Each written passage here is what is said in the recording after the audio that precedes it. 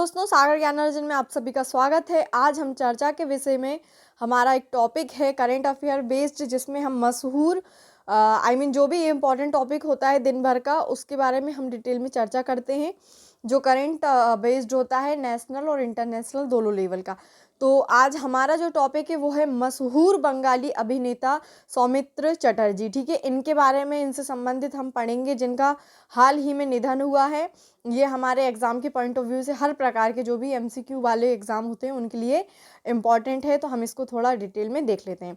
Okay friend, जो मशहूर हमारे जो सौमित्र चटर्जी हैं वो अभिनेता हैं, बंगाली अभिनेता हैं।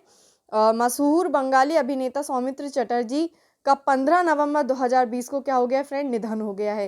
15 नवंबर 2020 को निधन हुआ है।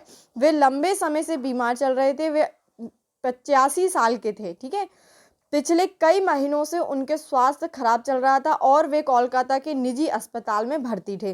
तो वो बंगाली अभिनेता थे। याद रखना, आप ये पूछा जा सकता है कि सौमित्र चटर्जी निम्न में से कौन है, तो कौन है, बंगाली अभिनेता हैं जिनका निधन हुआ है 15 नवंबर 2020 को। सौमित्र चटर्जी के निधन से राष्ट्रपति और प्रधानमंत्री मोदी समेत कई राजनीतिक हस्तियों ने गहरा शोक व्यक्त किया है।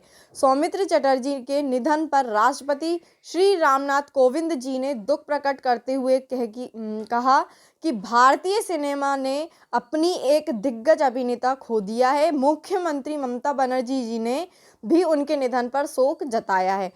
प्रधानमंत्री श्री नरेंद्र मोदी जी ने उनके निधन पर शोक व्यक्त किया है। ट्वीट के जरिए दिए अपने शोक संदेश में प्रधानमंत्री मोदी जी ने कहा, सौमित्र चटर्जी का निधन विश्व सिनेमा के साथ साथ पश्चिम बंगाल और पूरे देश के सांस्कृतिक जीवन के लिए बहुत बड़ी क्षति है। उनके निधन से अत्यंत दुख हुआ है।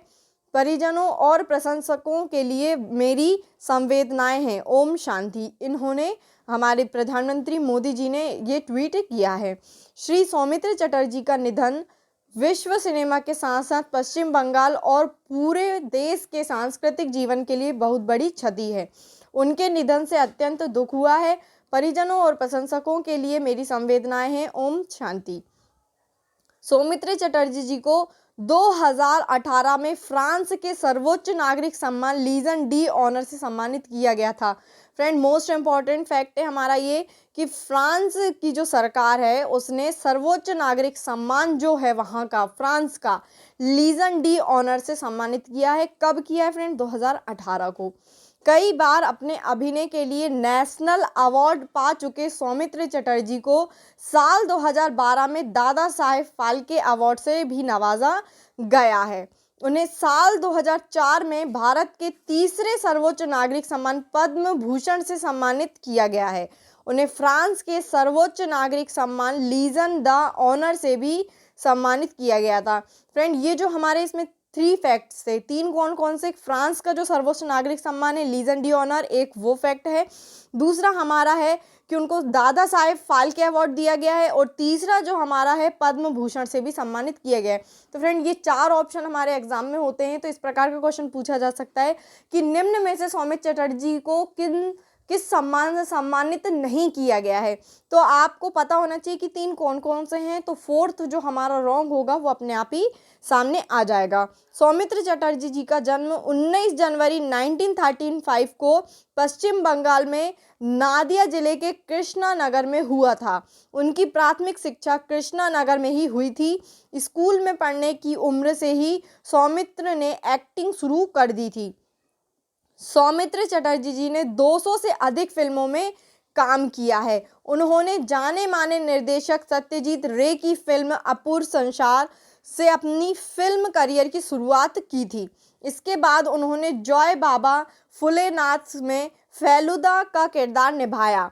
सौमित्र चटर्जी बंगाल सिनेमा की बड़ी शख्सियत थे। सौमित्र चटर्जी बांग्ला सिनेमा के लेजेंड थे।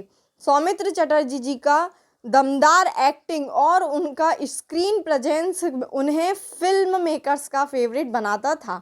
उन्होंने फिल्मों में कई तरह के किरदार निभाए। वे सोनार किला में वो शर्लॉक होम्स की तरह के एक जासूस के किरदार में नजर आए।